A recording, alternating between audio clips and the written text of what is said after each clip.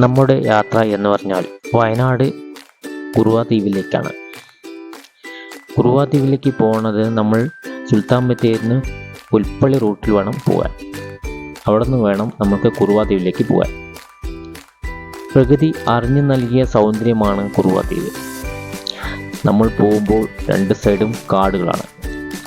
ആനകളും കാട്ടുപോത്തുകളും മാനുകളും കൂടുതൽ കാണാൻ സാധ്യതയുള്ള ഏരിയയാണ് കുറുവ ദ്വീപ്.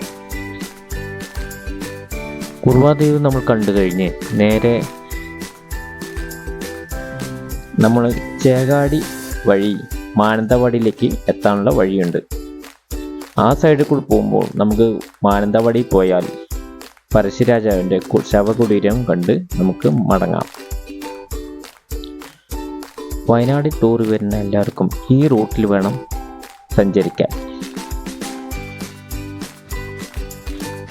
രണ്ട് സൈഡും പച്ചപ്പ് നിറഞ്ഞ സ്ഥലവും പ്രകൃതി അറിഞ്ഞ സൗന്ദര്യവുമാണ് നമ്മൾക്ക് ആകർഷകമായി കാണാൻ സാധ്യത.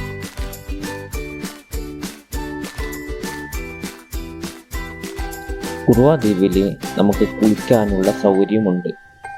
കുറുവ ദ്വീപ് എന്നാൽ പുഴകൾ ചുറ്റിപ്പടിഞ്ഞു കിടക്കുന്ന ഒരു ദ്വീപാണ് കുറുവ ദ്വീപ്.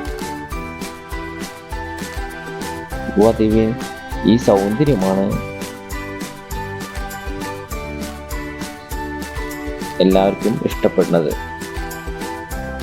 ടൂർ വരുന്ന എല്ലാവരും സുൽത്താൻ ബത്തേരി വഴി വേണം കുറുവ ദ്വീപിലേക്ക് വരാൻ. ആനകളും കാട്ടുപോത്തുകളും മാനുകളും കൂടുതൽ കാണാൻ പറ്റിയ സ്ഥലമാണ്. കാട്ടിൽ നിന്ന് ഫോട്ടോസ് എടുക്കുമ്പോൾ ഷൂ ഇട്ടിട്ട് വേണം ഫോട്ടോസ് എടുക്കാൻ. ചപ്പുകൾ കൂടിക്കിടക്കുന്ന സ്ഥലമായ കാരണം പാമ്പുകൾ കൂടുതലുള്ള സ്ഥലമാണ് കുറുവ ദ്വീപ്. കുറുവ ദ്വീപിൽ നിന്ന് നമ്മൾ ചേകാടി വഴി മാനന്തവാടിയിലേക്ക് എത്താം. മാനന്തവാടിയിലെത്തിയാൽ പരശുരാജാവിൻ്റെ ശവകുടീരവും കാണാം.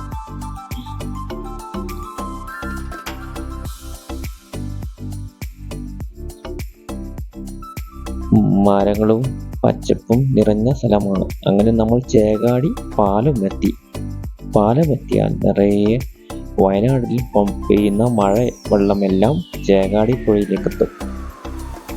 പുഴ വഴിയാണ് കർണാടകയിലേക്ക് പാസ് ചെയ്യുന്നത്. നിറയെ ചീങ്കണ്ണിയും ഉണ്ട്, സൂക്ഷിക്കണം. ചേകാടി പാലത്തിൽ നിന്ന് നമുക്ക് നിറയെ ഫോട്ടോസും എടുക്കാം. ഫോട്ടോ എടുത്തു കഴിഞ്ഞ് നമ്മൾ നേരെ മാനന്തവാടിയിലേക്ക് പോവാം. മാനന്തവാടിയിലേക്ക് പോകുമ്പോൾ രണ്ട് സൈഡും കാടുകളാണ്. എല്ലാവർക്കും ഈ വീഡിയോ ഇഷ്ടപ്പെട്ടു എന്ന് വിചാരിക്കുന്നു.